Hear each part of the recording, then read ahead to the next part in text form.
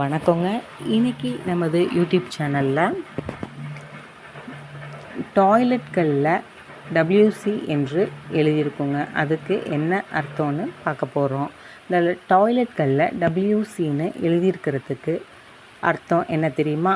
அந்த பலகைகளில் சரியாக பார்த்தால் சில கழிவறைகளுக்கு வெளியே WC என்று எழுதியிருப்பாங்க. இதன் பொருள் என்னன்னு நானும் நிறையா வாட்டி யோசிச்சுருக்கேங்க. எனக்கு ஒரு புக்கில் தாங்க படித்தேன். இதை மற்றவங்களுக்கு தெரியப்படுத்தலாம், எனக்கு தெரிஞ்ச மாதிரி மற்றவங்களுக்கும் யூஸ் ஆகுன்றதுனால தாங்க இதை எடுத்து சொல்கிறேன். வணிக வளாகங்கள், திரையரங்குகள் மற்றும் பொது இடங்களுக்கு செல்லும் பொழுது அனைவரும் பொது கழிப்பறையை பயன்படுத்துகிறாங்க. ஆண்களாகட்டும் பெண்களாகட்டும் வெளியில் போகும்போது அது ஒரு நம்மளுக்கு அத்தியாவசிய தேவையாக இருக்கும். அந்த பலகைகளில் சரியாக பார்த்தால் சில கழிவறைகளுக்கு வெளியே WCன்னு எழுதியிருப்பாங்க. இதன் பொருள் என்னன்னா, எப்போதாவது யோசிச்சிருக்கீங்களா?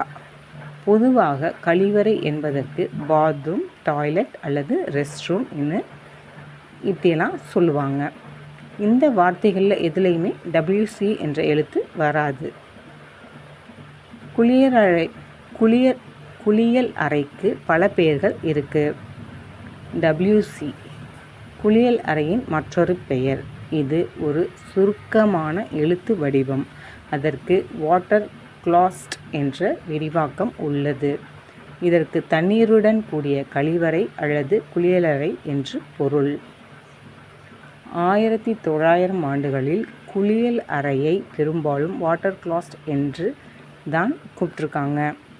அதன் பின்னாளில் பல பெயர்கள் குறிப்பிடப்பட்டு வந்தது. இருப்பினும் வாட்டர் கிளாஸ்ட் என்பதன் சுருக்கம் WCயை மட்டும் குளியலறையை அடையாளத்திற்காக குறிப்பிடப்பட்டு இருக்குது. இன்றைக்கி இந்த WC என்னன்னா, WC அப்படின்னு எழுதுனா உங்களுக்கு என்னான்னு புரிஞ்சிரும்லங்க. எனக்கு கிடைச்ச தகவல் உங்களுக்கும் கிடைச்சதில் எனக்கு சந்தோஷங்க. Thank you. This video sponsored by Zen Review. கீழே டிஸ்கிரிப்ஷனில் லிங்க் இருக்குது, போய் செக் பண்ணி பாருங்கள். தேங்க்யூ.